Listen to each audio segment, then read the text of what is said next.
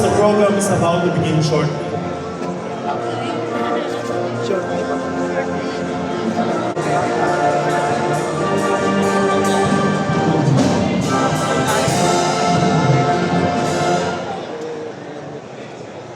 Tumayo at magbigay galang sa pagdating ng ating punong lungsod, kagalang-galang Mayor Francisco Isko Moreno Domagoso.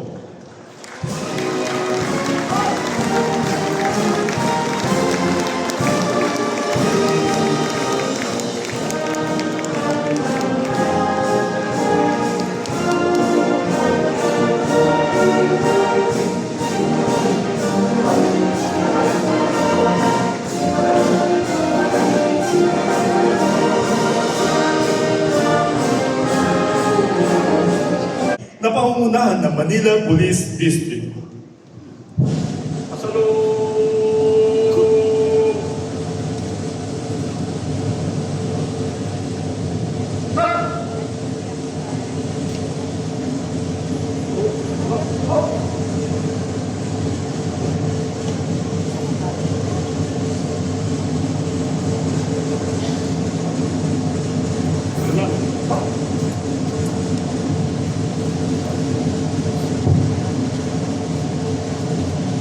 Sa pambansang awit ng Pilipinas.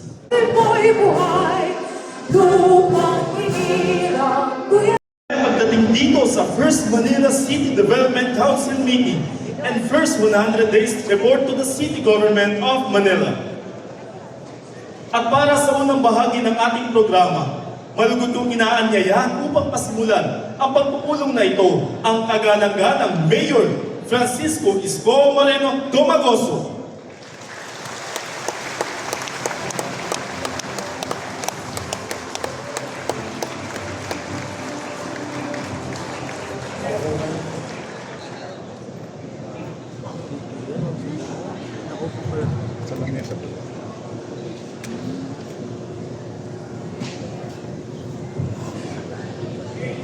Good morning. Welcome to the first City Development Council meeting. I, your Mayor, as Chairperson of the CDC, is now calling this meeting in order. Call to order. Mr. Secretariat of the CDC, may I ask if we have a quorum? Thank you, Mr. Chair. With attendance we have today, we have a quorum. Thank you. And we may now proceed with the order of business. Mr. Chair, The Secretariat is hereby directed to read the agenda for today's meeting. Mr. Chair, the agenda for today's Manila City Development Council meeting is as follows. The presentation and approval of the proposed Manila Annual Investment Program for fiscal year 2026 and the presentation and ratification of the amendments to the Manila AIP for fiscal year 2025. You heard the agenda. May I request a motion to adopt the agenda?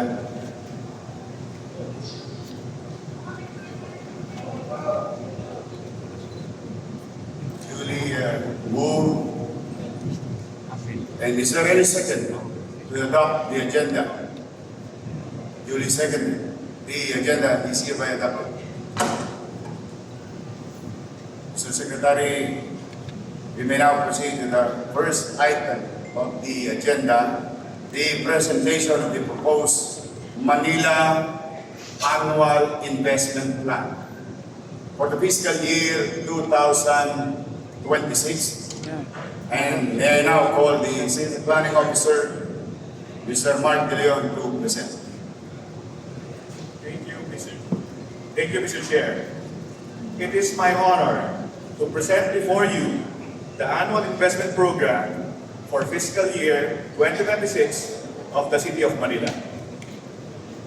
This Manila AIP 2026 is a reflection of our collective efforts to uplift the lives of our constituents and fulfill the directive of our Honorable Mayor, which is to provide the minimum basic needs of our fellow Manileños.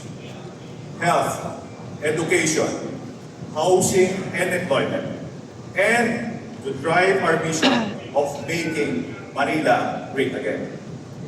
In the preparation of this AIP, we have also integrated gender and development perspectives to ensure inclusivity and equal opportunities for both men and women.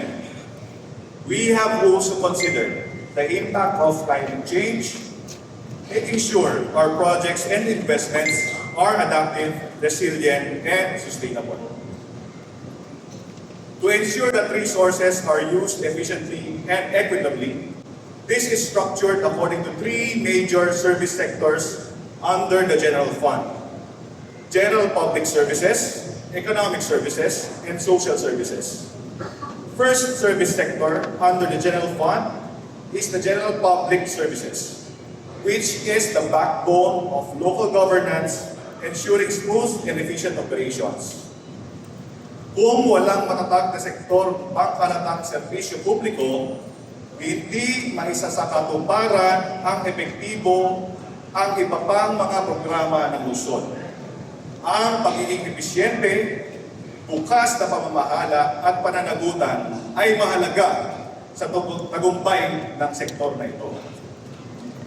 For fiscal year 2026, these planned programs and activities are estimated to amount to 6,118,538,792 pesos and 24 centavos, or 21% of the general fund.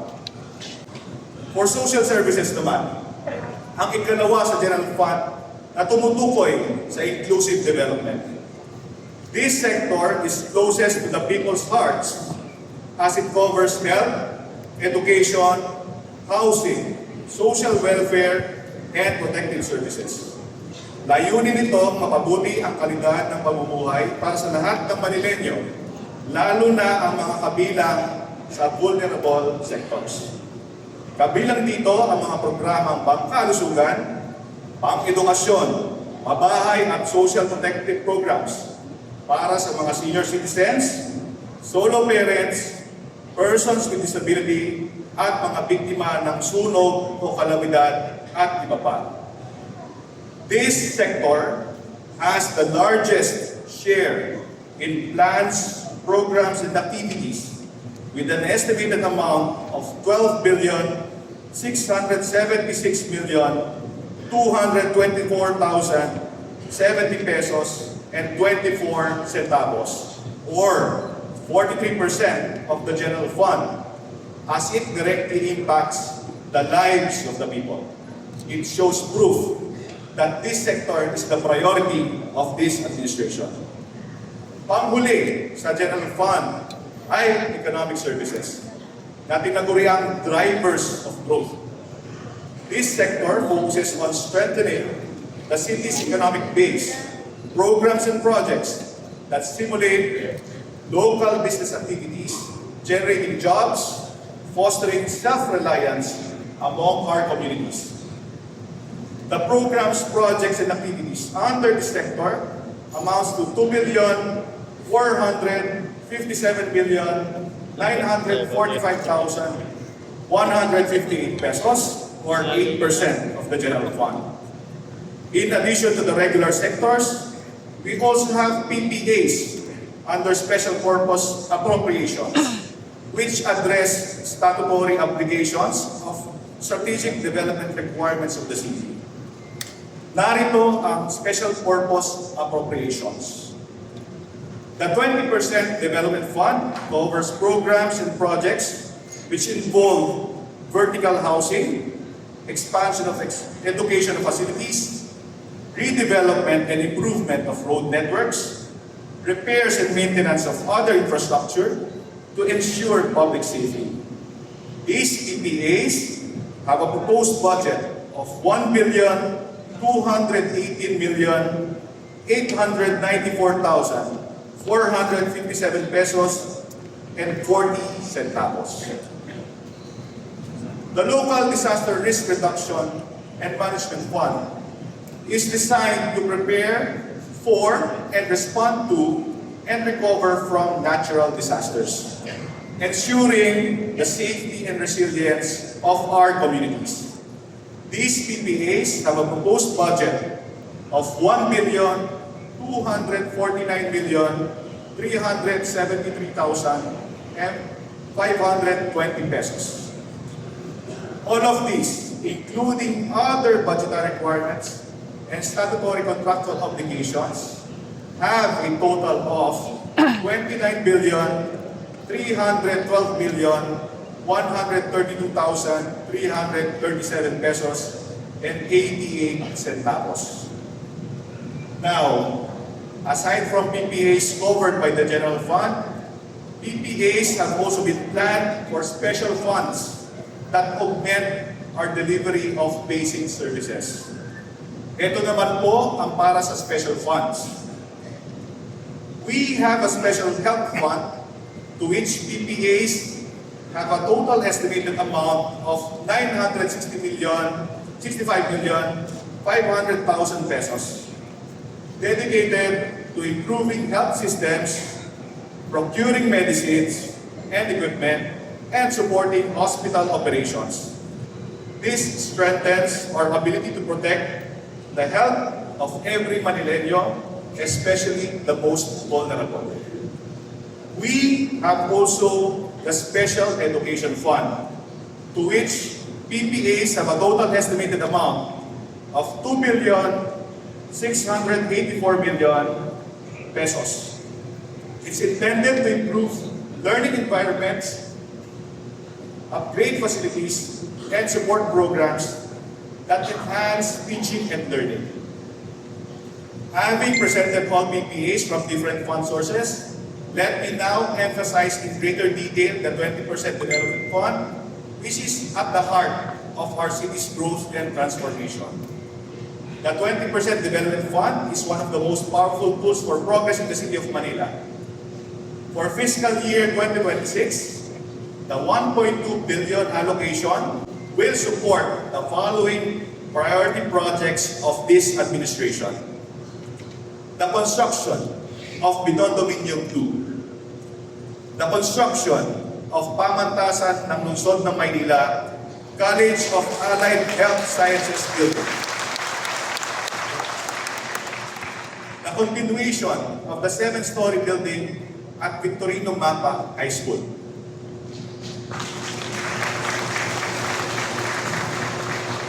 The drainage improvement within the City of Manila following the recently approved Drainage Master Plan.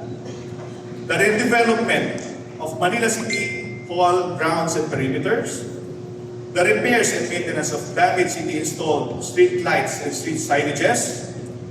Maintenance and operations of STPs of in-city vertical housing projects. And finally, the repair and maintenance of damaged city streets of the 6 districts in Manila. The annual investment program of the City of Manila for fiscal year 2026 is more than just numbers. It is a roadmap for inclusive growth, resilience, and prosperity. Maraming salamat po, and I now respectfully seek and move for the approval of the annual investment program for the City of Manila fiscal year 2026 amounting to 32,961,632,337 pesos and 88 centavos. Thank you, Mr. Secretary. There is a motion to approve the annual investment program for fiscal year 2026. Is there any second to the motion?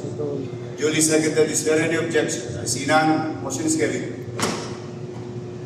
It has been moved and duly seconded and approved by the CDC, the Manila Investment Program for fiscal year 2026.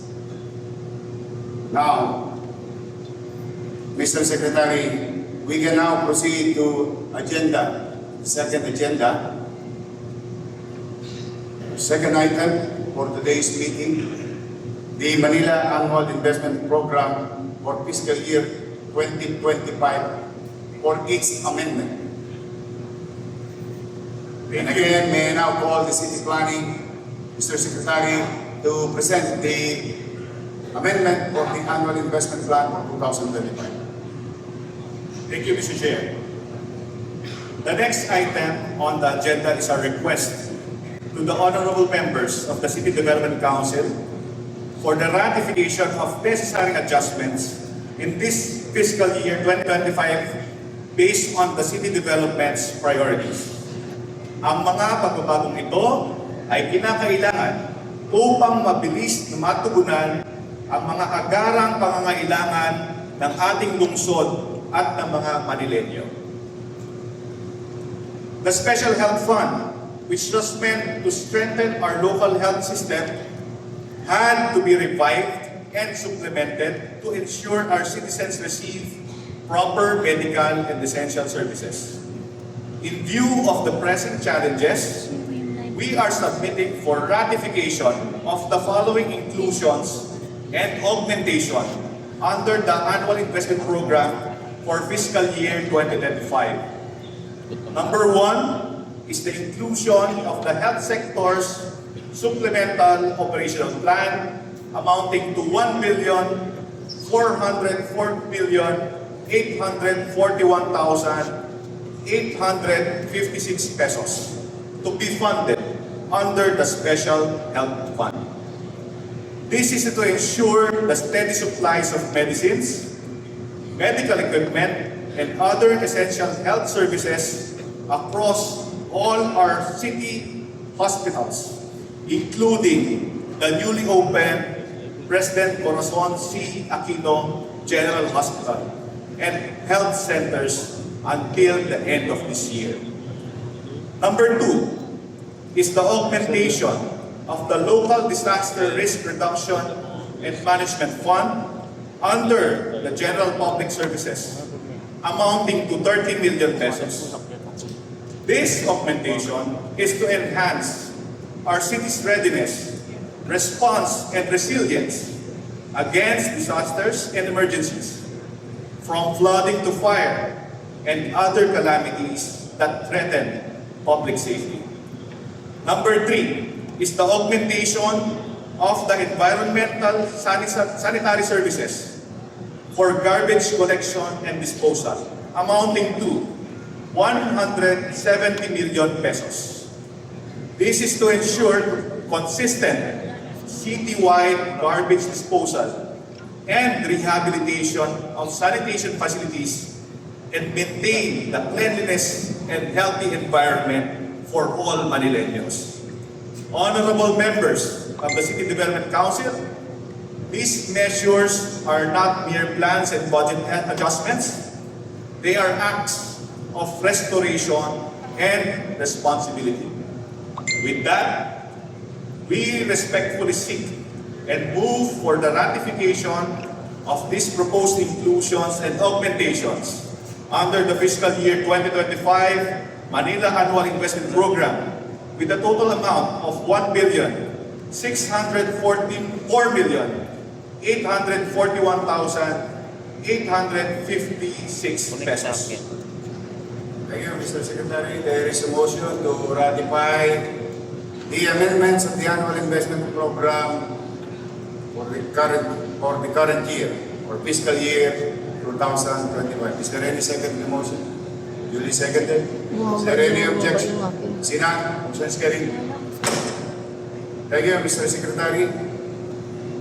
Is there any more items in the agenda for today's CDC meeting, Mr. Secretary? We are done for today, Mr. Chair. Now, therefore, there is no more item in the agenda for this year CDC. Thank you very much for all the attendees, stakeholders, and particularly the Barangay Chairman, SK Chairman, Barangay officials of the City of Manila. Now, therefore, I call this meeting adjourned.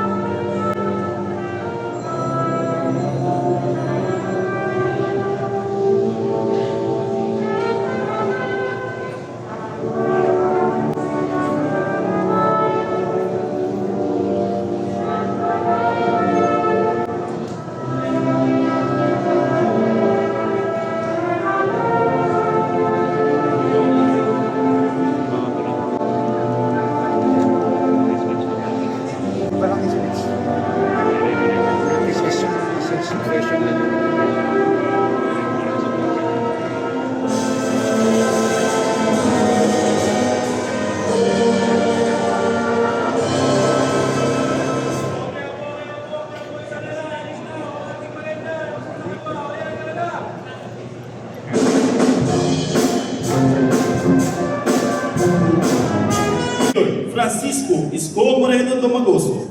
Sa ulat na ito, ibabahagi ng ating alkalde ang mga mahalagang tagumpay, proyekto at programang naisakatuparan sa unang 100 araw ng kanyang paglilingkod sa lungsod ng Maynila. Isang patunay ng tapat at bilis-kilos na serbisyo para sa bawat Manileño. Mga Manileño, muli kagalang-galang Mayor Francisco Isko Moreno Domagoso.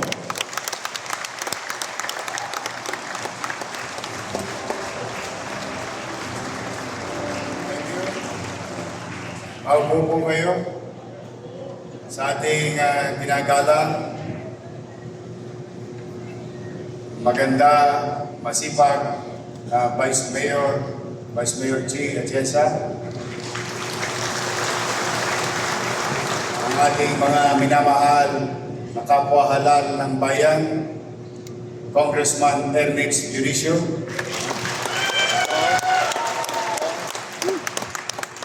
taga-Malls ng Quezon Leone, Congressman Joel Juan,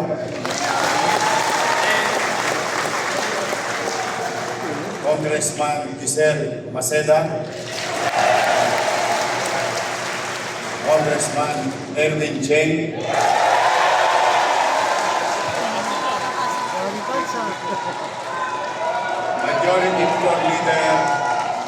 Majority Floor Leader Mon Yopangco, at mga kusihal ng Maynila. Ay pa kayo ngayon, makita. Except kay Ian. Ayaw ba? Dala mo ba yung anting-anting mo? Maraming salamat. At siyempre, ang ating ginagalang din na matagal naglingkod sa atin sa Maynila, ang ating minamahal Congresswoman Sandy Ocampo.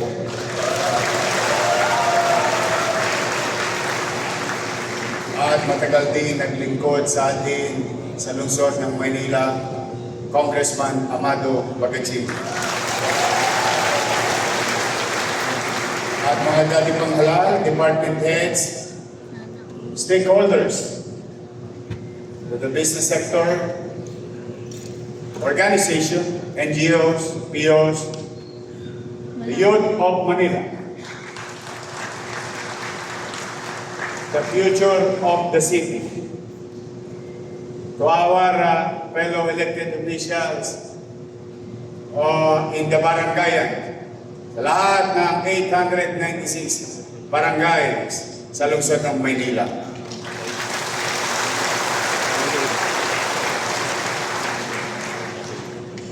Sa aking partner, hindi sa City Hall, sa bahay. May asim pa. Dining, my wife,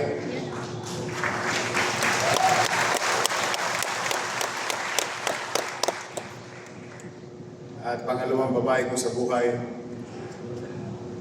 dalawang pong babae ko, ang ating minamahal na Frances,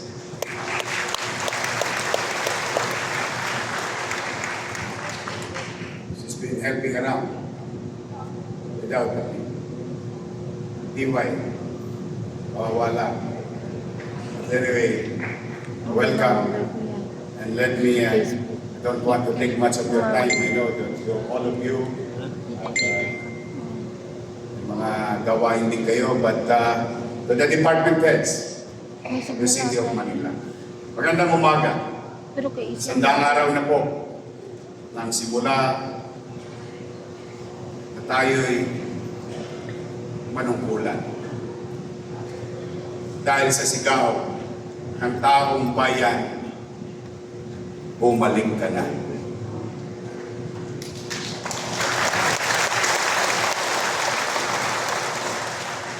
Pero parang pag kinukwenta-kwenta ko, parang taon na yung 100 araw na yun. Masakit sa katawan. But be that as it may, sabi nga sa isang kasabihan sa Ingles, It is not the years in your life that count. It is the life in your years. Sa pamamahala naman, what matters are not the days in your term, but what you have done to make each day matter to the people you serve. We hit the ground running, and that is literal, as I have committed to you last inaugural session. Ang unang aksyon kaysa inaugurasyon. Gawa bago salita. 100 days ago, we were left not only with the mountains of death, but also with the mountains of garbage. 100 days ago, I was expecting to inherit a clean city. But what I got instead was a dirty one. Trash-littered city streets, which were full of uncollected garbage.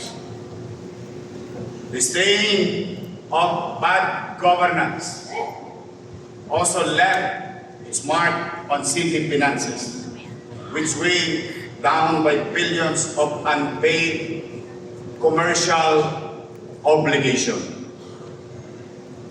Kaya mas minabuti ko munang eskubahin ang Maynila, alisin ang mga libag, kinuskos ang katugyutan ng ating lungsod na kinaharap. Hindi po yan one-day gimmick, pero whole year program. Wash, rinse, repeat. Wash, rinse, until it becomes a habit. Eh bakit ba tayo porsigido dyan? Kasi sa paglilinis ay hindi lang daily activity of the city government but a daily lesson to teach the people by example na maging zero tolerant tayo sa dumi at walang kaayusan. Sa loob ng 2 linggo, bago po natin naibalik agad ang normal na garbage collection sa city of Manila.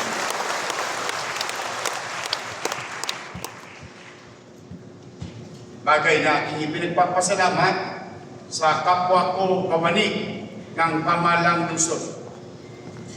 Palakpakan natin ang mga taga-DBS.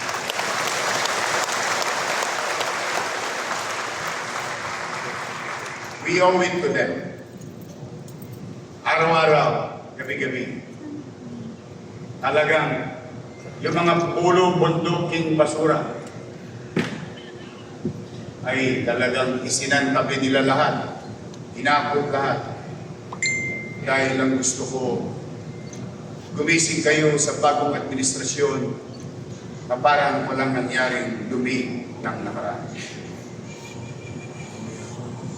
Sa engineering, sa MDRRMO, thank you very much sa mga.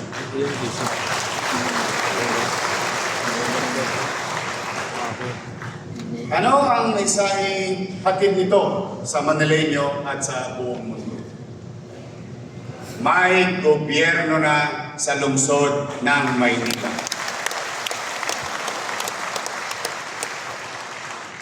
Hindi na siya MIA or what you call missing in action. As we proclaim to the world that Manila is now open for business, we also warn bad actors that is now close to crime. Hindi tayo ulad kung walang pakundangan ng paglabag ng mga batas, lalo na sa ginagawang tanghaling tapat sa gitna ng karamihan. Kaya yung mga akyat truck ng arte, manatag kayo. Araw-araw, pinapakain po natin sila. Binigyan pa natin ng gwardiya. Lahat ngayon ng mga nakalawit natin sa arte, nasa OYO na po. We will not stop until they stop. They may succeed from time to time, Umalis siya. but the law will catch up. Yun ang mahirap. And we will put things in right order. The danger of petty crimes becoming common at naging image ng gobyerno that is so inefficient and it cannot even resolve street crimes caught on camera. There are no big crimes or small crimes. There is only crime. Kung hindi masugpo, ano na lang ikakantsaw sa atin ng mga gustong mamuhunan sa ating lungsod. O mga Tolonges, hindi natin masugpo, paano na kaya ang mga tunay na tulisan? Maliban sa kalinisan, kaayusan at pagsugpo ng krimen ay ating tinutukan. Kaya naman, tumaas ng 9.2% ang crime solution efficiency ng Manila Police District. Ang ibig kong sabihin, as I have promised, sa mga Tolonges at Tulisan sa Maynila, yes, I may not prevent you harming others. But if we fail in preventing you, I guarantee you, sa sulok kayo ng Pilipinas, tatalupang ko ang buong Pilipinas, mapapanagot ko kayo sa mata ng batas dito sa lungsod ng Maynila. This is the rationale why we began our term with ground war of hitting the ground running after crooks and hitting the streets, cleaning it, lighting it, and clearing it of obstruction. Alinsunod na rin sa mga ipinangako ko, matapos natin inilapat ang ating kamay sa Biblia, that I will build a smart government. And by smart government, a strict smart government. Na ang pagbabago hindi kailangan na sa PowerPoint lang, pero kita sa ebidensya ng kalsada. Streets rid of garbage, streets free of crime, streets lighted at night, streets where commerce and traffic can do and coexist. Bakit ito ang focus natin? Simple lamang po. To show proof of concept that Manila is now under new management. One that makes sure that laws are implemented, rules are followed, basic courtesy is extended, problems are solved, and complaints are acted upon. On this, I walk the talk, we walk the talk on the city streets. Ang tore ng City Hall ay hindi ivory tower ng alkalde niyo. Ang alkalde ay nasa lansangan, hindi nakaposas sa kanyang upuan. May dinamdang ang ating outside engagement mula Hunyo at 30 ng mananghali hanggang Oktubre 7 ng taon ito. Hindi kasama ang mga impromptu o madali ang inspeksyon sa kalye, sa estero at pagkita. Mayorship is also an outdoor sport. I cannot push for more change if I am a desk-bound pencil pusher or always behind the laptop screen. To inspire the people, we must lead by example, not simply to exhort or encourage from the rear, but be there out on the front. A viable leadership is the one that is visible. Tulad ng naganap, makailan lamang noong September 21. Nasaksiyan natin na maaaring maligaw ang kabataan ng ating lungsod, ng ating bayan sa pagmamanipula ng mga political interest ng ilan lamang. With that, those kids,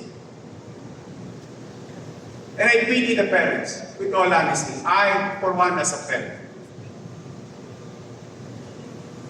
hindi kaya na makapamerwisyo ng kampo, makapamerwisyo ng kapaligiran, makapamerwisyo at makapanakit ng kampo.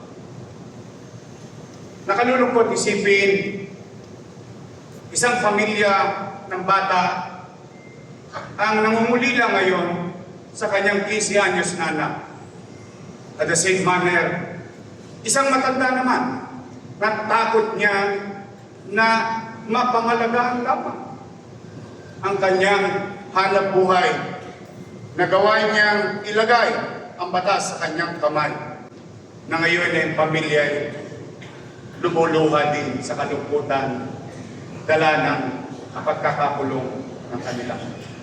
Nakakalungkot. There is too many noise. Hindi pa ba tayo nabibigay? That's why we in the city of Manila, we let them investigate. We let them do their job. And we, as elected officials, must do our job and obligations to the people of Manila. Kaya lahat ng dinistorbo, lahat ng ginulo, when Andres and I, Kenneth and I, that night, with Dennis, Biahe, and some others, I told them, bakit naman tayo ginanito sa Maynila? Hindi naman natin pinagdadamot sa kanino man na maipahayag nila ang kanilang damdamin o pagkadismaya. Bakit kailangan bang idamay ang stoplight? Kung mapapansin mo sa mga batang yaon, yung iba doon, mas may pakinabang pa ang stoplight kaysa sa kanila. Eh sabi ko, the people of Manila doesn't deserve this. We don't deserve it. You paid for it. And I told them, that same night, walang matutulog. Andres, maghanap ka ng mahinga mong pintura.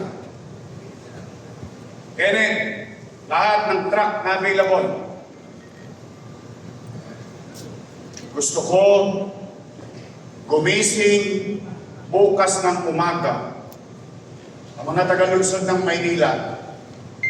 Bago sila natulog, nalulungkot sila sa katayuang pisikal ng ating lungsod sa ginawa ng mga dumako dito sa Maynila.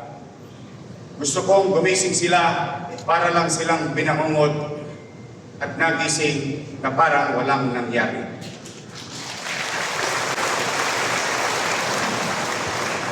Yes, we did it. Salamat sa kanila. Alas 10 ng gabi, naglinis. Natapos ng alas 12. Alas 2 na madaling araw, dumating naman ang engineering. Nagpintura, natapos ang alas 7 ng umaga. Kung inyong susumahin, para lang kaming hindi natulog ng gabi. Ngunit, hindi nabanggit, maaaring hindi napansin. The day before that, hindi pa kami natutulog sa paghahanda ng MHP, ng MDRRMO, ng Red Cross na partner namin, kung saan nag-alay kami sa mga dadako sa Maynila ng doktor, ng nurses, ng EMS, pati ihiyang nila tubig upang maiparamdam sa kanila na welcome sila sa Maynila. For 48 hours, your city government did not sleep. But then again, those are water under the bridge. Salamat sa Diyos. Salamat sa mga empleyado ng lungsod ng Maynila. Nakaraos tayo.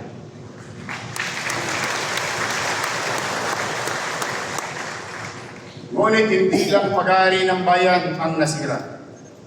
Hindi lang mga pulis ang nagalusang nasaktan.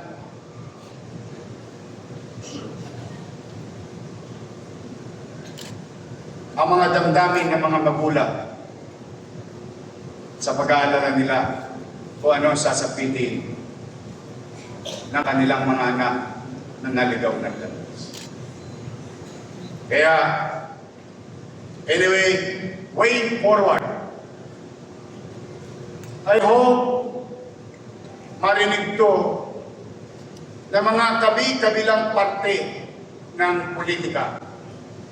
Iba't ibang kulay ng politika. Welcome po kayo sa Maynila. Hindi namin ipinagdadamot ang aming minamahal na lungsod at pamayanan. Punta kayo rito, you can practice freedom of speech, but you don't have freedom to destroy. And I hope next time around, let's discipline ourselves. Kung gusto nyo ng pagbabago, kayo mismo bilang tao, tayo mismo magbago, magdisiplina, mag-usang disiplina. Walang karapatan ng sinuman, kahit sa batas at sa mata ng Diyos, na binigyan ng karapatang mamerwisyo, manakit ng pisikal ng kapwa niya. Wala po yun. Technically and morally. But again, you're always welcome in the city of Manila.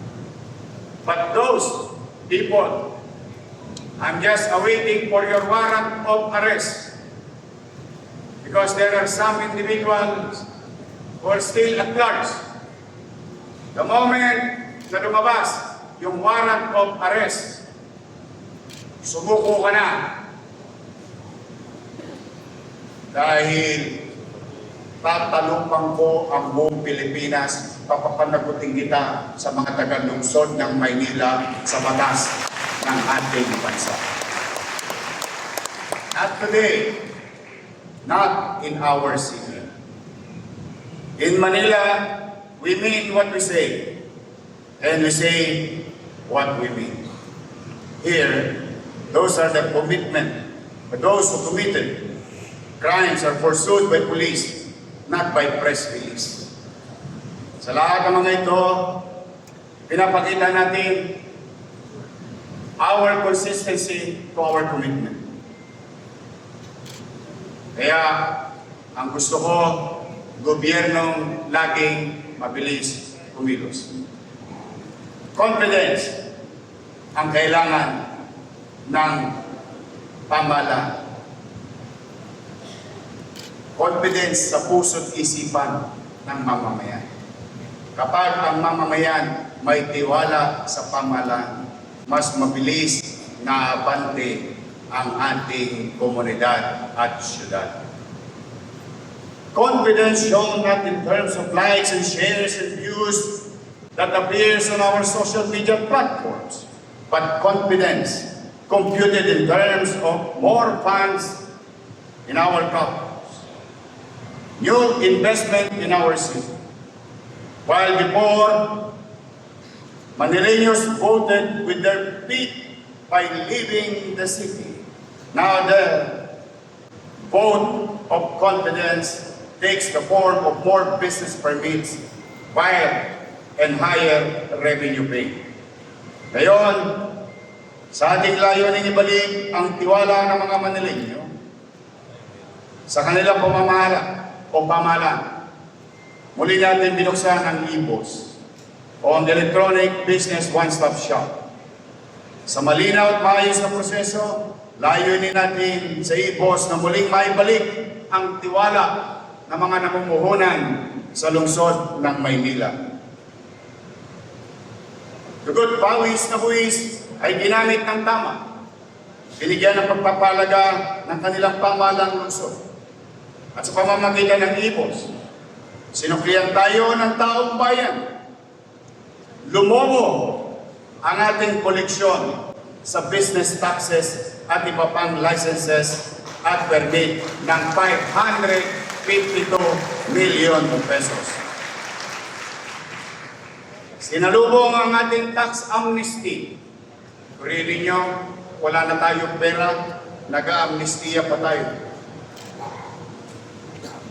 Narinig ang panalangin ng taong bayan. Forgive us our debt and deliver us from red tape. 141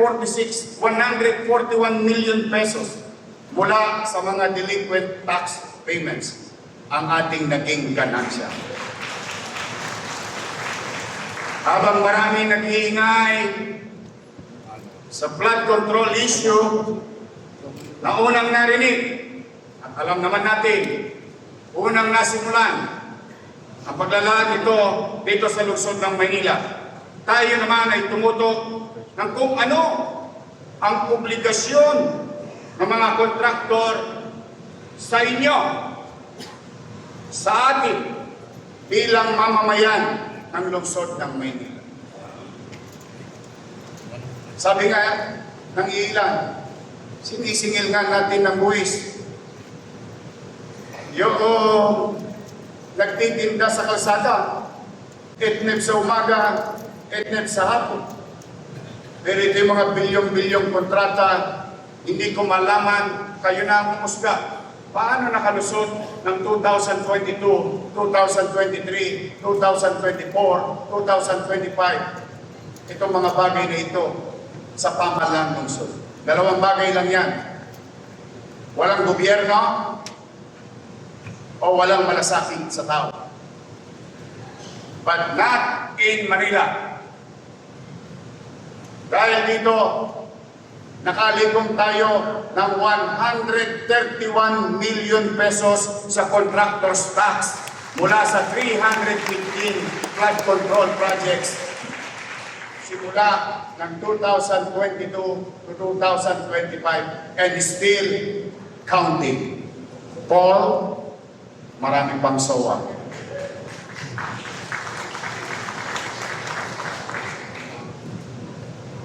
Umalsahin ang ating general fund collection. Halos 2.2 billion pesos. Kasama na ang NTA or National Tax Allotment. Pinalitan natin ng red tape, ng red carpet. We discussed the numbers of documents required, speed up the process, shorten the timeline or timetable. Noon, umaabot sa isang hanggang 2 buwan bago maaprobahan, mind you, bago maaprobahan ang renovation or fit-out project. Just imagine, 2 months. Ngayon, ito ay maaaring aprobahan sa loob lamang ng 1 linggo o 3 araw sa lungsod ng Maynila. Para sa mga construction project, residential, commercial, institutional, industrial, mula sa dating 2 hanggang 5 buwang proseso, ngayon ay 3 hanggang 5 araw na lamang ang kinakailangan nila. In fact, last night, before this CDC, I was informed, the one who applied with us last week paid 3 million pesos for zoning fee today. So just imagine what we can do more if we are more efficient and we practice the ease of doing business in the city of Manila. At ito'y hindi laway-laway lang. About 3 weeks ago, more or less a month ago, your NCBA in its board, chaired by yours truly, mula sa 22 dokumentong kakailanganin ng karaniwang hinihingi sa zoning application, ngayon ay 7 na lamang.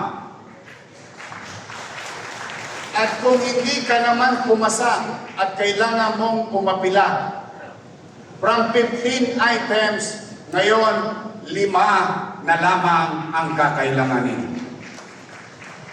Dahil sa pagbabagong ito, nakalikom tayo ng 23.6 million pesos sa 350 clients na nag-apply ng zoning at locational clearances ng kanilang mga negosyo sa lungsod ng Maynila. Nandiyan dyan mga restaurant, convenience store, bangko, ospital, sinihan at iba pang residential at commercial project. Dumami rin ang building permit. Noong araw, pupunta ka sa zoning, pupunta ka sa building permit, dapat tapos na sa normal. Ngunit, anong ginawa? Pupunta ka sa zoning, doon sa maliit na butas, at nagsisilipan kayo, pero mo nagbabayad ka ng buwis. Ang inalay lang sa'yo, ganitong kaliit na butas. At nakakandadong opisina. Literally, nakakandado ang opisina. Dapat tapos ka na, babalik ka pa raw sa zoning. Baka kasi may nakalimutan ka pa. But mind you, to our stakeholders, gone are the days. No more lonely nights.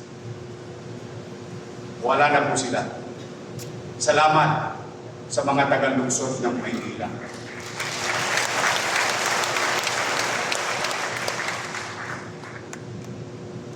Mula Hulyo hanggang Setyembre ng taong ito, 2,069 permits ang na-issue ng Office of the Building Official. Patunay na bumalik na muli ang tiwala at sigla ng infrastruktura sa pribadong sektor sa lungsod ng Maynila.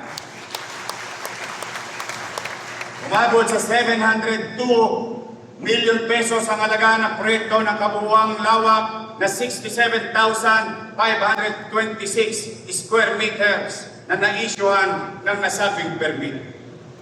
Muling nag-invest, naniniwala sa ating lungsod ang ating mamamayan at negosyante.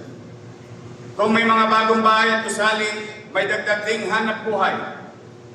Kung noong ay 18.9 million pesos lamang ang nalikom ng business permit mula July to September 2024. Ngayon, kumaas na mahigit kumulang 300% ang nalikom, amounting to 58.9 million pesos sa business tax. Parehong buwan, parehong dami ng buwan. Parehong opisina, ang pinagkaiba, taon at pamunuan. Thanks to our people in business permit.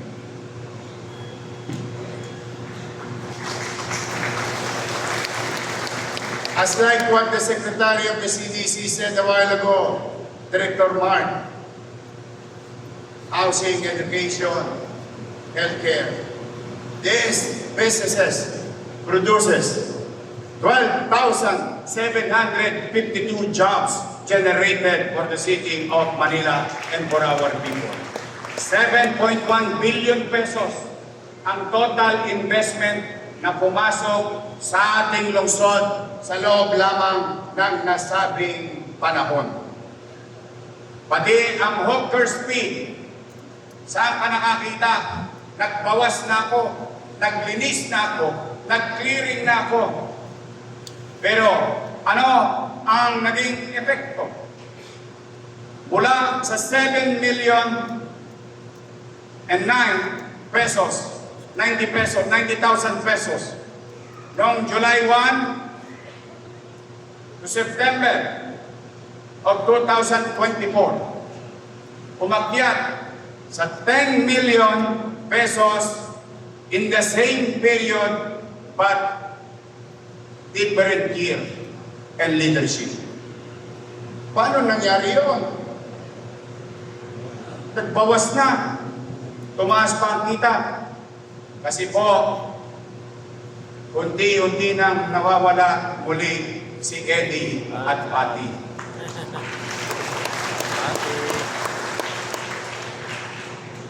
Sa Manila Traffic Parking Bureau, noong Hulyo hanggang Setyembre 2024, 30 million pesos lamang ang kabuuang kita ng MTPP. Noong tayo'y pumasok, July and September, different year, different leadership. Umakyat ng 37 million pesos ang kinita ng nasabing tanggapan.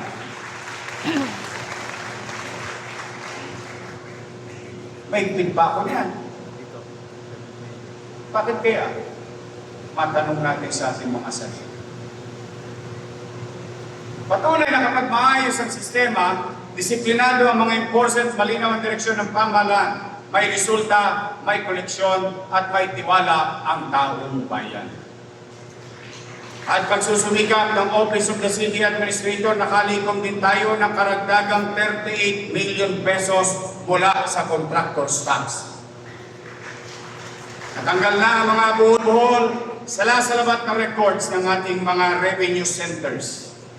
Sa pangkalahatan, napabuti natin ang kalusugan ng ating financial na kalalagayan.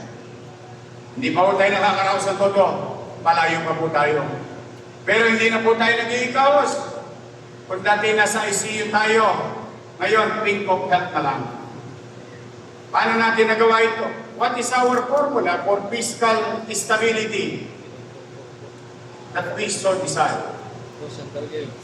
Dagdag bawas. Ulitin ko. Dati, negative yun. Let's segment it positive. Dagdag bawas. Dagdag na koleksyon through efficiency of collection, bawas gastos. O walang kapararatang paggasta ng salapi ng taong bayan. We have diffused the budgetary time bomb that was surged in job order. At maraming nakaka-relate dito sa loob. Kumpara noong January to June, 9,830 JO.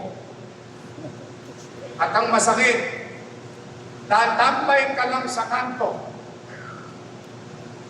JO8 ka na. Wow, sarap. Sarap. Sarap. Sana all. Sana all. Maging tambay. JOA. You know what's JO8? 14,000 pesos. Mataas pa Wala sa, kang gagawin. mataas pa sa ano yun, pre? Sa Tatanggalin mo temporary lang pre. ang poster ni Isko at Chi. Galing. Tama na. Sarap naman. Pero, ngayong July to December 2025, we now cut those gains. And we cut the category of GEO. Mataas na GEO, mapanganib na trabaho. Magaan na trabaho, may GEO pa rin, pero tama lang ang sweldo. So that we will erase and eradicate demoralization. Saan ka ba naman nakakita? Yung tagadala ng bag ni Direktor, JO8, yung lumulusong sa kanal, JO2. JO1. Yun. Pagpalitin ko kaya sila. And that is great injustice to our fellow workers in the city of Manila. We should practice meritocracy based on merit and performance and danger of jobs. 7,023 na lamang po ang GEO at 72% na gastusin ang ibinagsak nito. Now, let me show you. Today, we are going to have meat pasta. As you can see in the screen, numbers don't lie. Sa aking mga minamahal na barangay chairman na natin dito. Tingnan po ninyo, noong Disyembre, ang JO, January, February, uy, malapit na eleksyon. Nice naman. March na. Taas, no? April, Grabe. magpapasya na ang tao. Eh, natalo. Bagsak. Okay. May.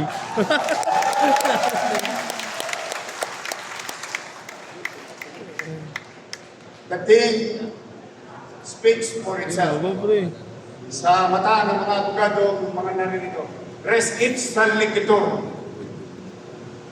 And what we need, what do we really need for us to operate, to us to function at the bare minimum? Tingnan po ninyo yung ginawa natin noong July. 61. Logo 65. Yan lang ang kailangan natin. Wala nang iba.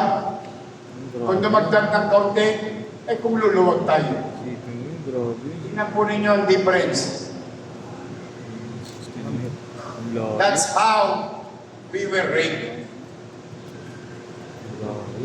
Whether they accept it or not. That's how they utilize Hindi ikaw okay lang. Dito ka na. some way. Magpahinga ka na. Pero, tingnan ninyo, ang masamang epekto ng ating ginawa sa lungsod. But then again, ang mga bayarin at ang ating binayaran, hindi lahat malaki. Pero, at least, sa katagang nababasa sa jeep, who does not pay? Hindi nila pwedeng ipuhol sa atin. Bakit? Ibaling hindi ako nakapag-aral. Ibaling high school graduate lang ako. Ibaling sabihin na nilang artista lang ako at bobo ako. Ibaling ako sa paningin nila ay walang alam. Pero meron ako isang ugali. Hindi po ako manunubat.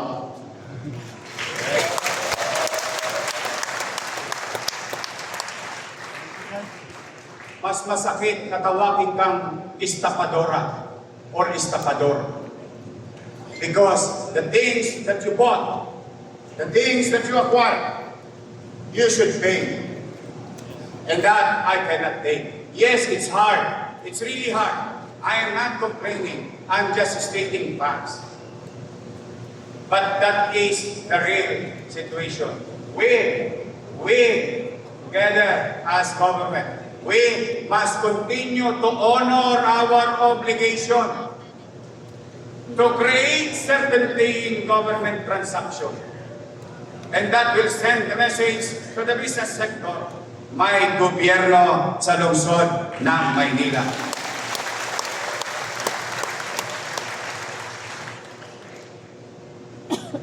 Kahit na nagkagaganyan tayo, nairaos natin, District 1, District 2. See you tomorrow, District 3, District 4. See you the day after tomorrow, District 5, District 6. Hirap tayo, pero tuloy ang pensyon ng mga senior citizen natin.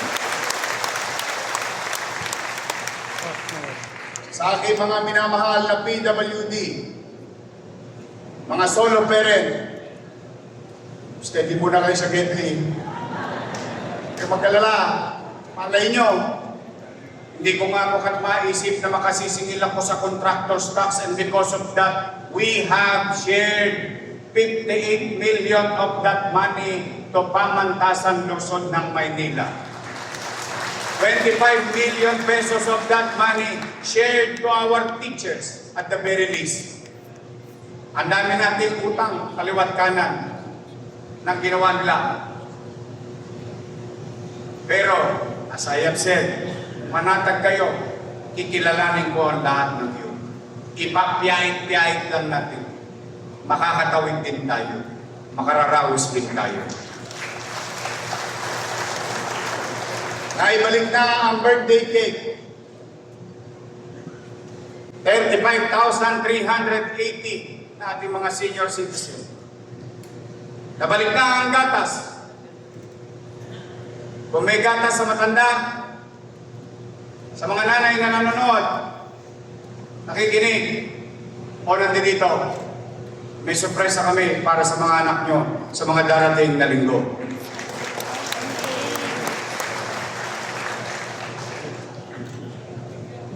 Napondohan din natin. Ako, yari na naman ako. Nabigay na natin yung allowance ng PLM sa estudyante. May utang pa. Malamang, sabihin ng UDM, paano naman kami, Yorme? Steady lang kayo sa Gedli. Masa nakaluwag-luwag ako, Arya. Arya ng Arya. Hanggang meron pang sinulit na nakaikit. Yari ako ng yari ang sa loob ng saranggola. Someday sama, aangat din tayo ng todo-todo.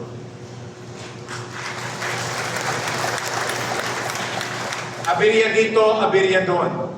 5-5 ang naging aberya. Marami nasirang tahanan. Naipundar na gamit.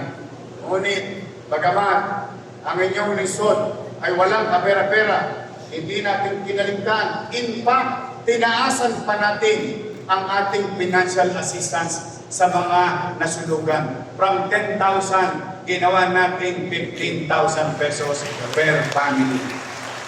That is amounting to 62 million pesos so far. Sana wag nang madagdagan sa ating lungsod ng Maynila. But then again, dati-dati pag nasunugan ka, maghihintay ka ng 1 linggo, 2 linggo, 3 linggo, niho, hindi ka pa babati ng pamahalaan. Pero ngayon, salamat sa ating mga kawani, sa City Accounting, sa Budget Office, sa City Treasurer. Sunog kanina umaga, payout ngayong gabi. Mabilis na rin sila kumilos. I owe it to you. And thank you for listening on the principle behind it when I told you, hindi natin kagad mapapatayuan ng bahay ang mga nasunugan. Ngunit gusto ko maiparamdam sa kanila na may gobyernong pinagmamalasakin sila. Kaya muli, maraming salamat, City Budget, City Treasurer, City Accounting, at MDRRMO. Alam niyo po, at most likely, marami nakakaalam sa inyo. Tayo ay iniwanan ng 10.24 billion pesos na commercial obligation. Ano po ang ibig sabihin ng commercial obligation? Ayan po ay mga gastusin pang-araw-araw na kinukuha ng pamahalaan. Gamot, gaas, sabon, gwardiya, construction, and so on and so forth.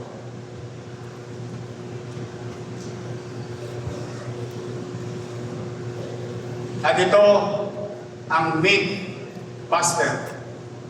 May nagsasabi noon, at alam ko sa mga barangay chairman, narinig nyo rin ito. Si Yorme, Kaya kami hindi nakapag-gobyerno. Kaya kami hindi nakapaglingkod. Si Yorme, maraming iniwang utang. Tama, mali? Sinabi nila yun. At ipinaliwanag ko naman kung bakit at saan napunta. Pero hindi yun yung punto. Ang gusto ko maging punto at maging aral at leksyon sa ating bilang mamamayan. Huwag tayong magpapabudol. Kasi usong-usong ang budulan. Na-JO lang kayo, nalito pa kayo.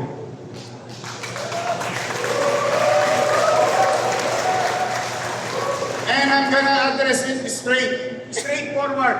Walang pagkukubli. Totoong nangutang ako sa kasagsagan ng pandemya. Ngunit ang ating inutang ay may takdang kabayaran. Ibig sabihin, kahit 10 at 100 beses kung sabihin ito, pag ang tengang kawali ang kausap mo, talagang magbibingi-bingihan. Ulitin ko, umutang tayo dahil may mandanas ruling akong natagpuan. At ang inutang natin, tinutugon ng mandanas ruling. Kaya, kung ang sasabihin ay kaya tayo walang gamot sa health center, tambak ang basura, walang allowance, walang binigay sa eskwelahan, and so on and so forth dahil sa utang, hindi po totoo yun. Bakit? Tingnan niyo po ang screen ninyo. Wala pa tayong pera pero ang nabayaran ko na utang or commercial obligation na iniwan nila ay umabot na sa 3.1 billion pesos.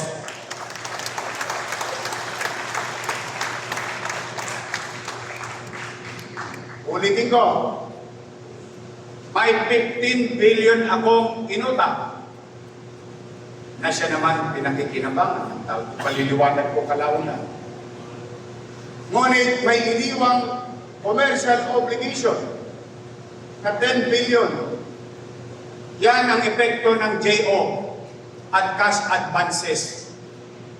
Tanong, Yorme, kala ko ba wala na tayong pera? Paano mo ka nabayaran yung obligasyong iniwan sa iyo ng nakaraang administrasyon? Ayan po, hindi po pwedeng i-complete. 3.1 billion na. Wala pa tayong pera niya. Tanong, Yorme, nakabayad ka ba sa mga inutang mo sa bangko ng Land Bank at DBP? Ayan din po, 272 million pesos. So which is which? Sino kaya ang tapat at totoo?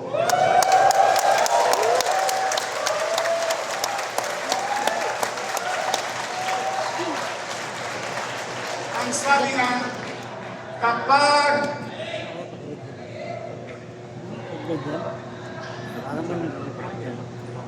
ka gusto, maraming pagtamad, maraming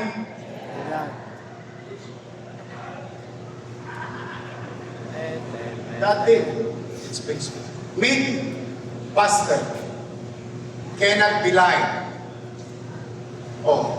Pwede ko namang subain, istapahin. Pakita mo yung susunod na page. Yung sa picture, makikita niyo yung mga binayaran kong obligasyon sa kanila. Pulis na nga lang ang utang ko, PWD na lang, sa kasulong perente. Although sa marami pang utang. Gamot na bayaran. Bakit? Bakit natin nagawa yun? Yung una niyong nakita kanina. Yung una niyong nakita na ginawang JO ang pera, imbis na ipambayad sa obligasyong kinuha. So, I think by this time, that will put an end to your doubts in your mind. And I think we have a clearer picture of where we are. But don't worry. Be happy. Makakaraos din tayo. Tanong, totoo ba na may iniwang 10 bilyong commercial obligation? Sila, totoo. Hindi pwedeng ikaila. Ang tanong ng mga Manileño, ang tanong namin, may naramdaman pa tayo sa 10.2 billion na yun. Hindi ako para humusga. Nagmusga na ang taong bayan. Walang naramdaman. Kaya nagtagumpay ang bumalik ka na.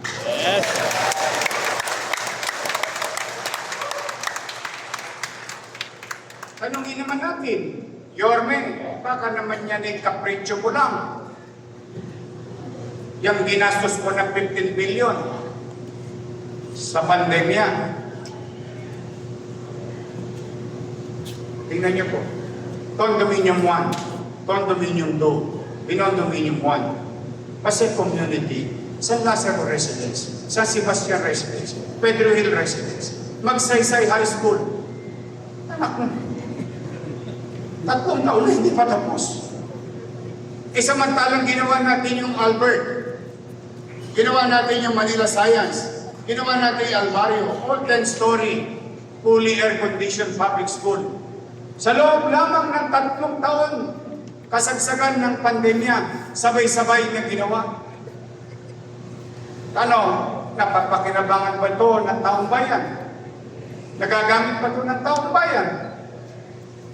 Cath Hospital ng Maynila, Paseco Hospital, 3 taong nakatenga. Cath 3 taon by the hundreds of millions. Bakit? As I have said so many times to people of Manila, to you, to each and every one of you, mahirap, middle class, mayaman. Ano sabi ko? Hindi ako mangingimig na gastusan kita ng milyong-milyong piso kahit isa ka lang, mabuhay ka lang at madugtungan ko lang ang buhay mo makasama ang pamilya.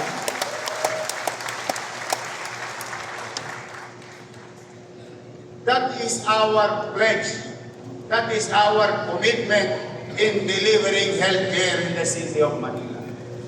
Pero wala. Hindi ginamit. Maraming gamit. MRI, CT scan. Itinatago. Huwag daw gamitin, baka magasgas. Wow! Heavy. How come? I am no doctor. But I know how it feels. Nang mamatay ang lolo ko, kaharap ako. Dahil walang dextrose. Umiyak na lang ang nanay ko. I know how it feels na ang isang bata nasa ospital, kailangan iiwan siya ng nanay niya sa tabing kama kasi yung nanay niya kailangan maglabada muna para may pambili ng gamot sa kanyang anak sa San Lazaro Hospital noong dekada 80. I know how it feels. I hope you won't feel the same thing. You won't experience the same thing. That is why, that is my pledge and full commitment to the medical sector of the city of Manila. We are 100% going to invest whatever we can, whatever we have, na magkaroon lang ng sapat na pagkakataon, pantay na pagkakataon, ang isang mahirap at isang mayaman, pareho ang gamit sa ospital, pareho may gamot sa ospital, privado man o pampubliko. Kaya po, sa mga nanay at tatay ko, kulang pa, marami pa. Huwag kayong mag-alala. Maraming salamat sa PhilHealth. Palakpakan natin ang PhilHealth. Palakpakan natin ang DOH.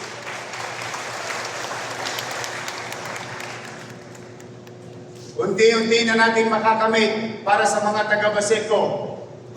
We are on track on qualifying to level 1 accreditation of Baseco or President Corazon Aquino Hospital for the People of Baseco. Sa lahat ng maraming minahal,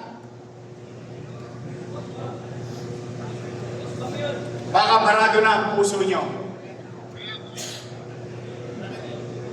Kung kayo ay ma-angiogram, and this goes to the rich, to the middle class, especially the poor. Huwag na kayo magpa-angiogram sa pribadong ospital. May angiogram na ang lungsod ng Maynila. In the coming days, once we qualify with the particular numbers, we are going to conduct angioplasty. So if you are going to do angiogram at 35,000, 58,000 at 80,000 pesos sa Maynila, libre, walang bayad. And if mangyari talagang barado ang puso mo, huwag kang mag-alala. Nagtabi na ang ating Manila Health Director, Grace Padilla, ng 25 million pesos pagbili ng barbula nyo.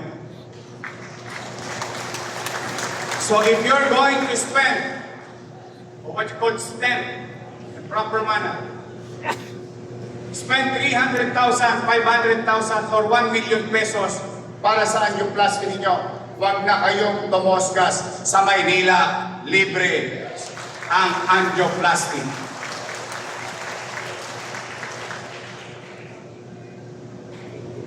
Now, with our commitment to education, wala tayong pera.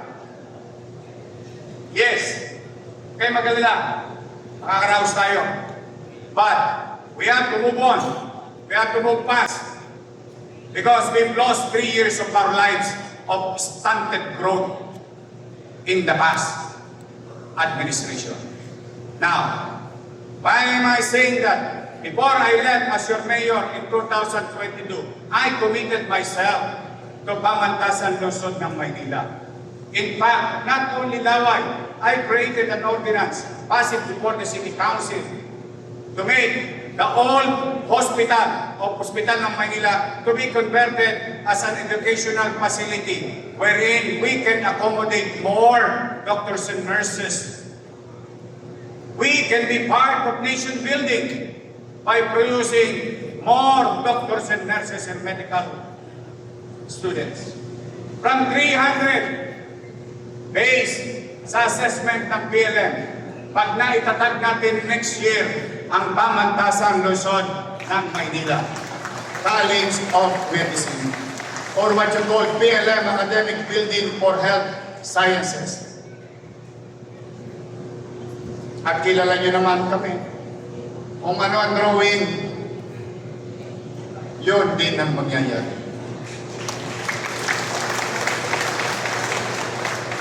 We are going to push through with this. Why? We, as City Government of Manila, modesty aside, I think we are now the largest healthcare provider as local government unit in the entire country. And we must adapt to the demand by producing more doctors and nurses in the future or other medical allied field. Yan ang pangarap natin. Kanino? Sa anak nyo. Yes. Sa apo nyo. At magiging anak ng apo ninyo.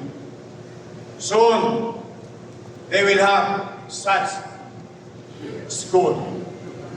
At pag nangarap sila na maging doktor, hindi naman kayo mahihirapan dahil available na in the coming years itong pasilidad para sa mga estudyante ng pamantasang lungsod ng Maynila.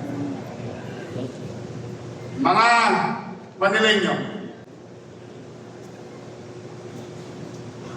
mga manggagawa sa pangkalusugan, naibigay na rin natin yung 125 million pesos na PhilHealth share or professional fee ng ating medical and non-medical. At pumanatag kayo, malamang doblado to sa December.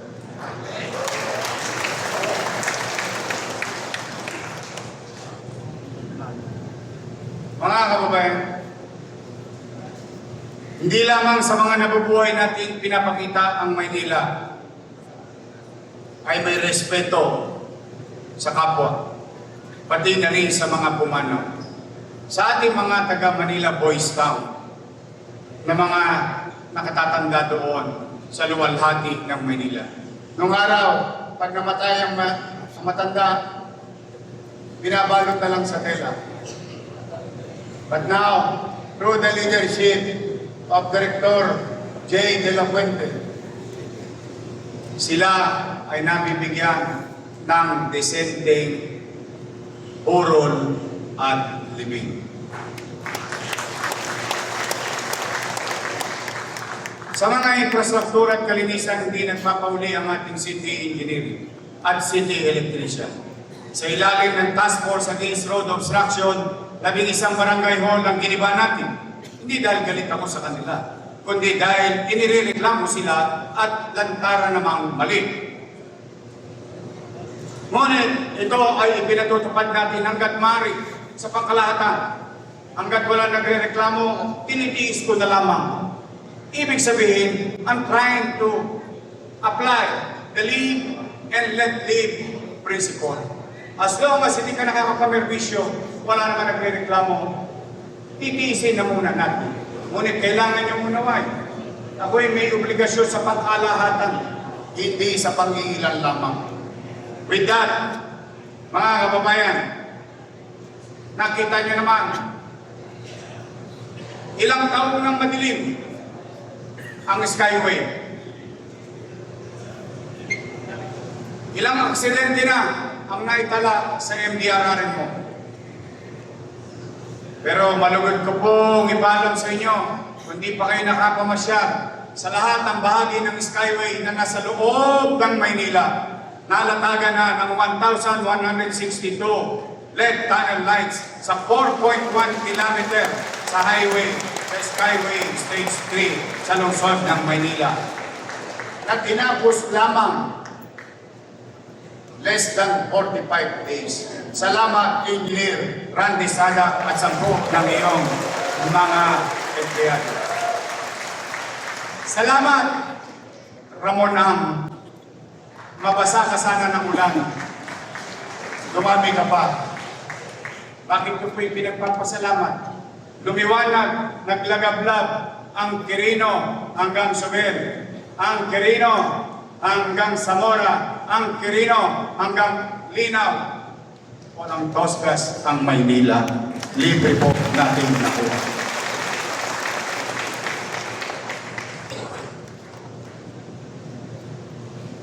On behalf of the people of Manila, I am now going to address this to all barangay chairman and chairwoman, SK, Kagawad, Secretary, Treasurer, Expo, Tano, SK Kagawad, lahat ng barangay official.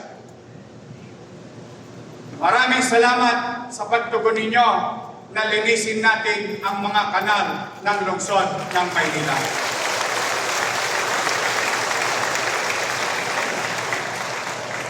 Thank you very much. But we must continue. We had a good start, so we must have a good finish. Huwag kayong mag-alala. Kaya araw-araw pa rin kami maglilinis kahit Sabado ko lang kayo nire-request. And I hope you continue, mga barangay official.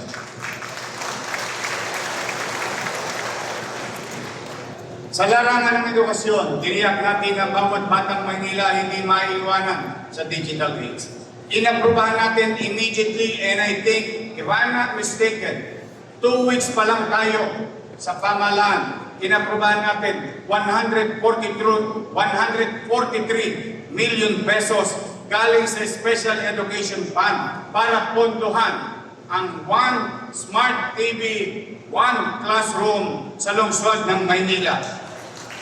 Pagbili ng laptop sa mga teachers, pagbili ng tablet armchairs at workbooks para sa mga mag-aaral. Ito ay para sa 397 kindergarten classroom sa ating pampublikong paaralan. Hangad din natin na makapagturo at makadagdag sa aktibidades, mahalagang aktibidades ng ating mga bata. In just 100 days or less, 2 bagong library na itatatag sa lungsod ng Maynila. Moving forward, and before we end, I have so many reports. Inano ko na lang yung mga medyo masarap. Yung mga regalo. Someday, anyway, I'm always reporting to you every Friday. Wala naman kaming kinukubli. Now, nais ko lamang ipaalam sa inyo. Saan tayo tutungo? Una, nakikiramay ako sa mga biktima ng lindol sa Cebu. Now, as we were advised, as we were informed, in the past years, by so many agencies, we in Metro Manila, not Manila alone, but in Metro Manila, we must come and be prepared with the big one. Kaya, ang una natin gagawin, magkakaroon na tayo hindi lamang sa eskwelahan, hindi lamang sa opisina. Magkakaroon tayo, kakailanganin ko kayo, mga chairman, mga kagawad, we need to do this for our sake. When the time, pag iyan nangyari, hindi natin maka-quantify.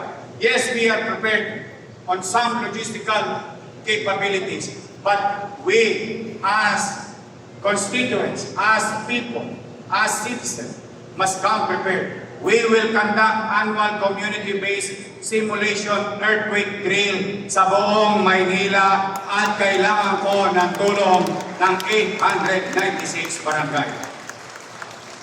Magsisimulate tayo ng umaga, may araw.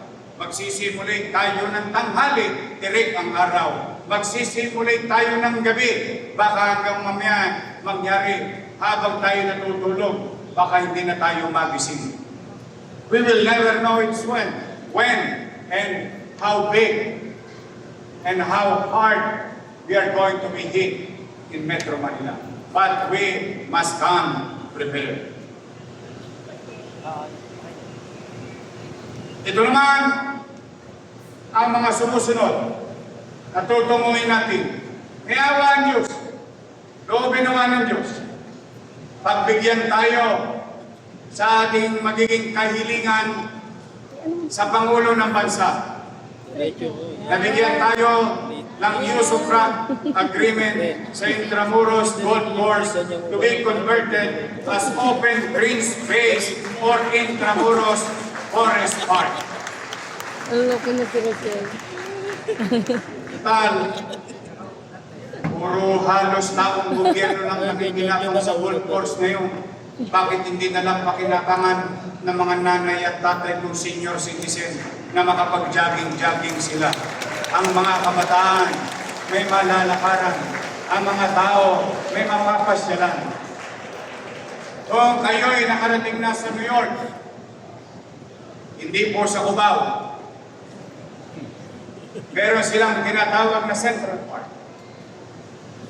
And that is our aspiration. This, if given a chance, brought to us the management or given to us the management of this. This will be the future of our children. Open green space in the city of Manila. Kaya ang hiling ko lang, sister, ang hiling ko lang kahit yung suprak lang. Yung pang-tosgas, paala na. Sabi nga, ano sabihan sa Ingles? Do your best and God will take care of the rest. Santa Ana National Shrine, Plaza Calderon.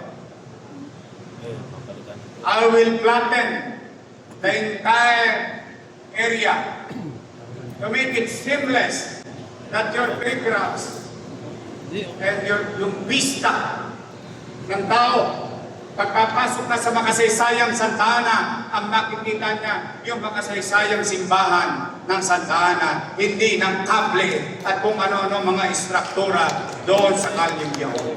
Ang ganda. We'll bring back the old days, the glory days of Santa Ana. Yan ang yaman ng Santa Ana. We will take care of it. We will redefine it to make it more appealing and looking back with our heritage.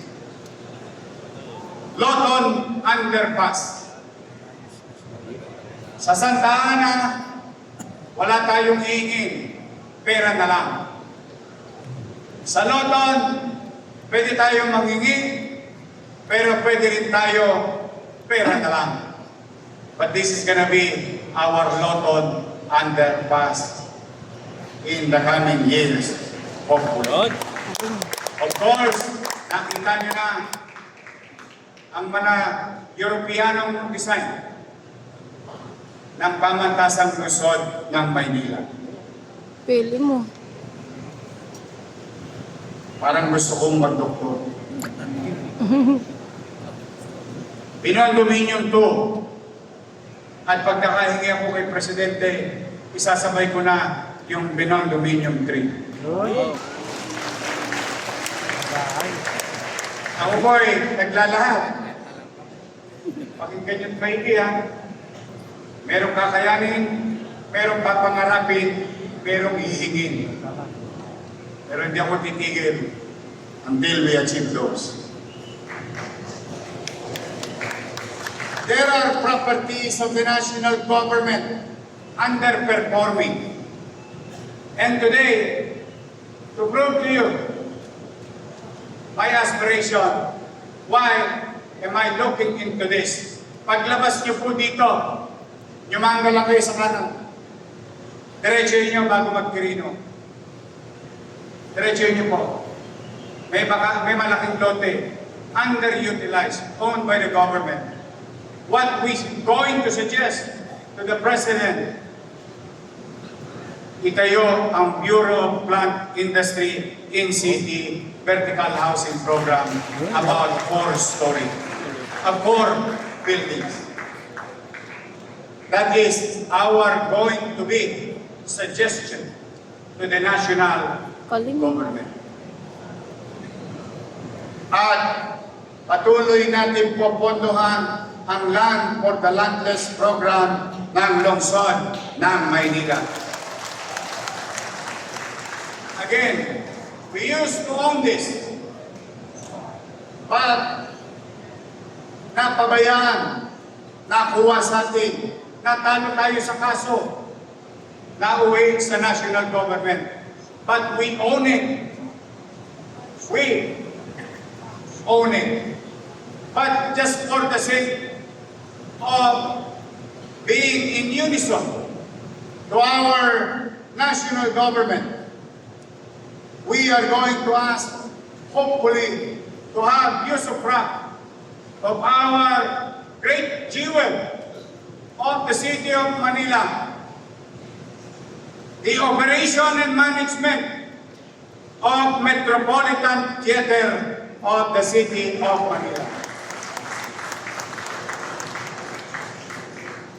Sayang, Lou Veloso at iba pang mga artista sa teatro.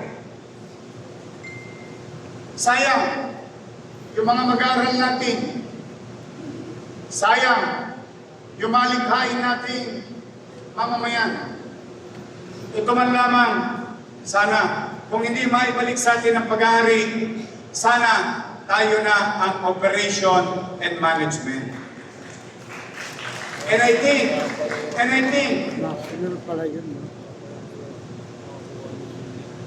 kayang-kayang patakbuhin yan Ang hirap pumasok. ng ating direktor na si Cristal Magaching ng Linika.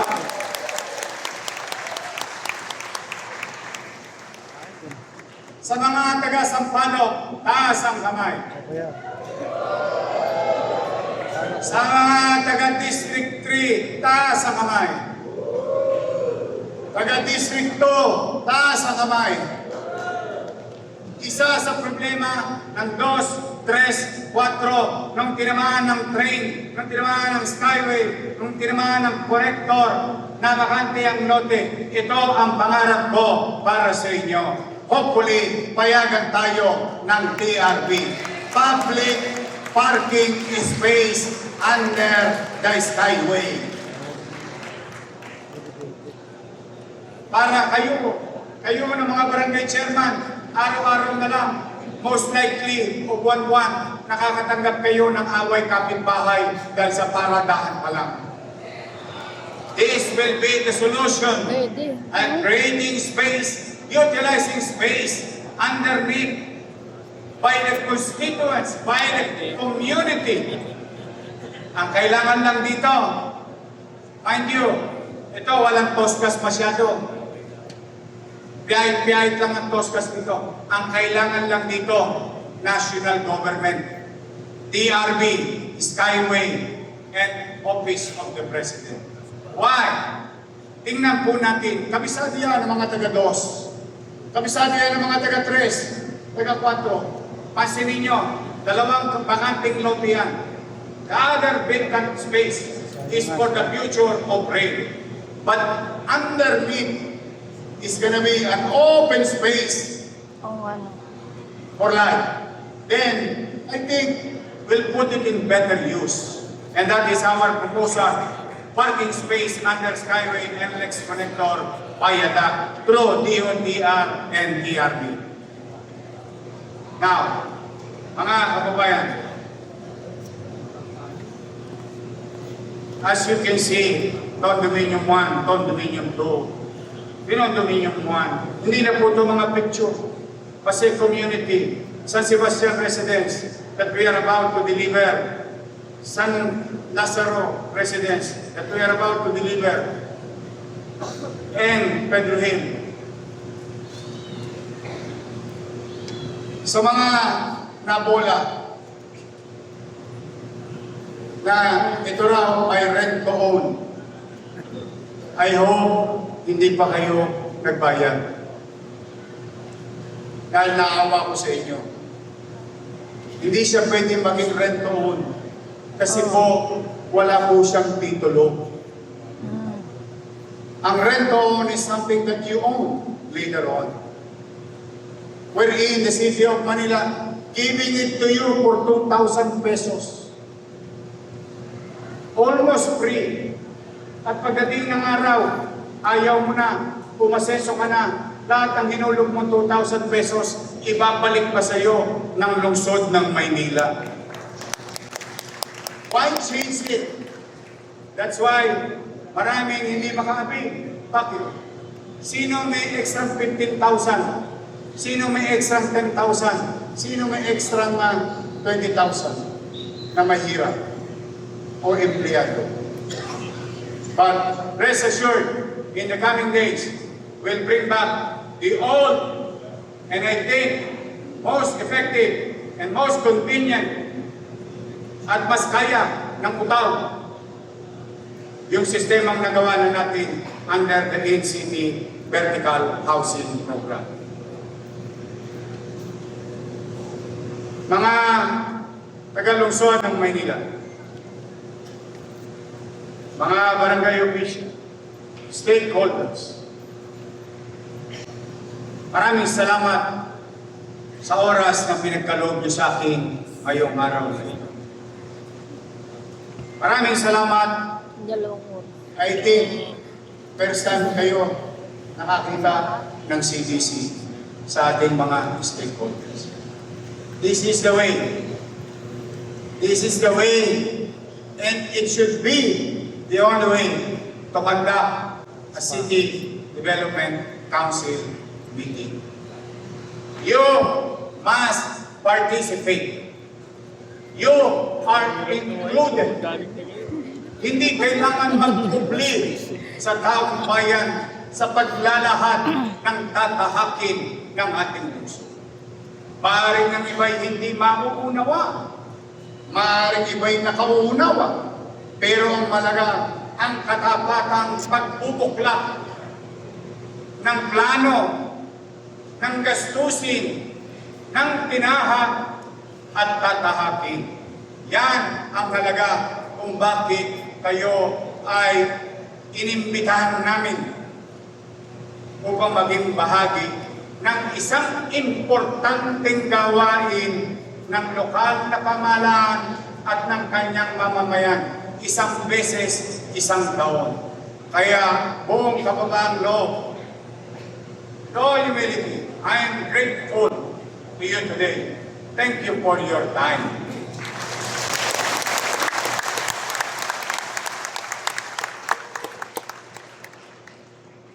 Now, I, your mayor, in my own little way, sa maliit kong kaparaanan,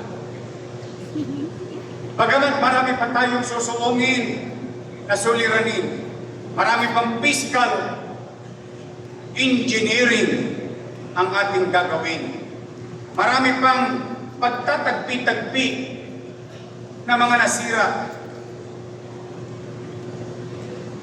Pumanatag kayo. Hindi ko sasayangin ang araw na pinagkaloob niyo sa akin today o sa araw nito.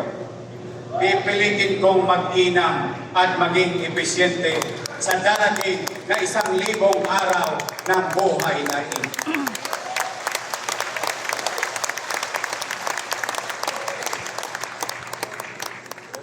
At may awa ang Diyos. Lutahan nyo na. Huwag na kayo makinig sa chismis. Kung lulobin ng taong bayan, mananatili ako ng 10 taon sa lungsod.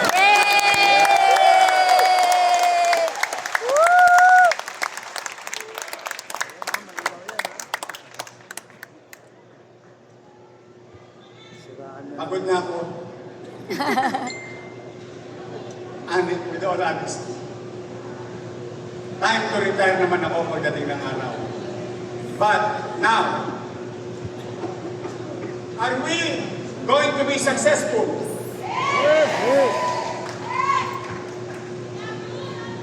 I love you too. Loobin nawa ng Diyos na magtagumpay tayo. Is it gonna be easy? No. With the fiscal situation, the scientists or the economists that I have consulted, we are going to recover by 3 to 4 years. So be it. What matters most today is that there will be direction. May pupuntahan na tayo.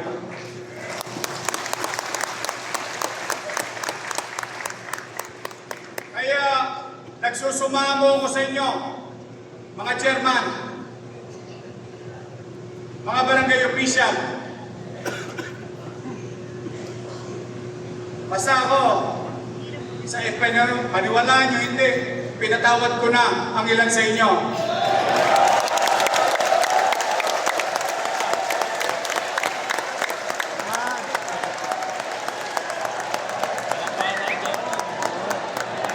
Yan!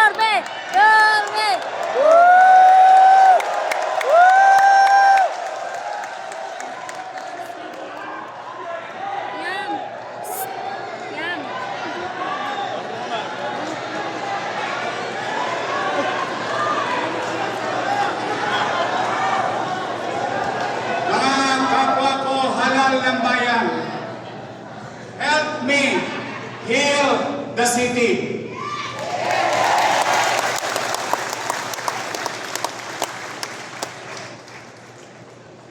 There is a long journey to success. Mahirap matagpuan ng tagumpay. Ang dami kong pakukan. Alaala ng aking pagkakadapa bago ko natungtungan ang lamesang ito. The road to victory is not easy, but it is not impossible. We may fail from time to time, and I may, and some of us may. But we will not fail moving forward. We will continue to move forward, way forward.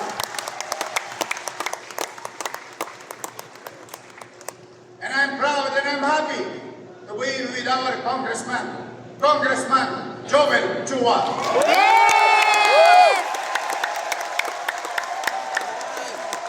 Dr. Giselle Maceda. Congressman Erwin Cheng. Pasensya na kayong tatlo. Ang pinaka-paborito ko, Ernex Dionisio.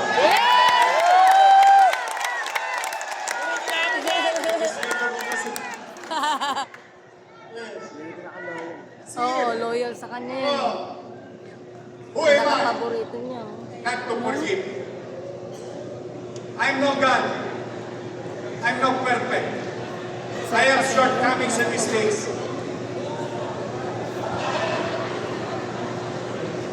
And that's why I always believe, kung si Jesus nga nagpatawad, di ako pa kaya.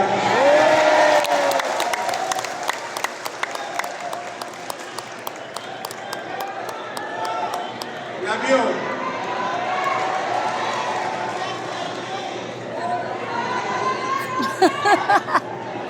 Kaya nga, yung mga Galing kami.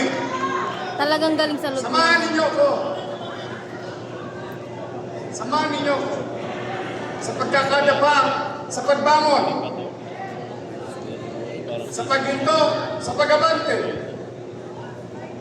Samahan ninyo ko because I alone cannot do this. 2 million Manileños, 3 million daytime. Day and night, thinking of it, na sana maliwalas ang kanilang kapaligiran, panatag ang kanilang pamumuhay.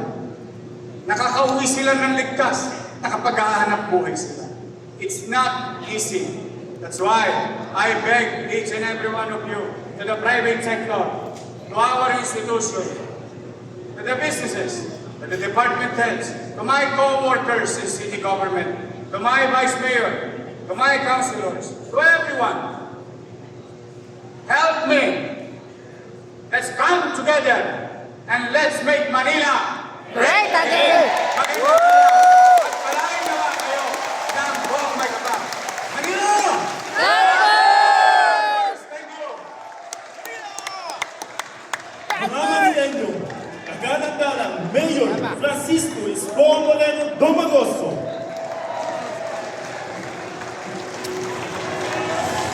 Sa lahat ng mga City Development Council members, stakeholders, sa mga kaibigan natin sa media, at sa lahat ng dumalo, maraming salamat po at mabuhay ang Maynila!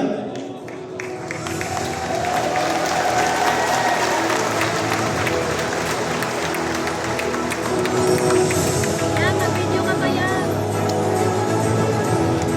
Yan, video. Wow, kasama na si Kasama na si Chua. Nakakatuwa naman.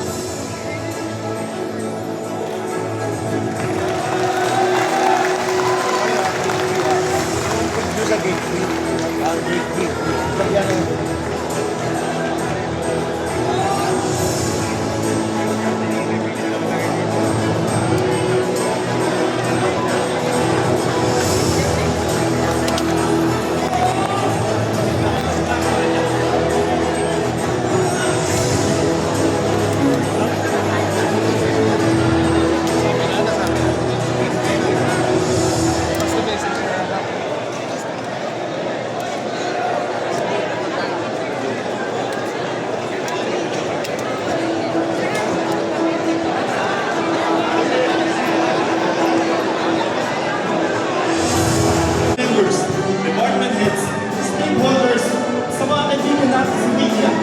sa lahat ng inyong mga dumalo.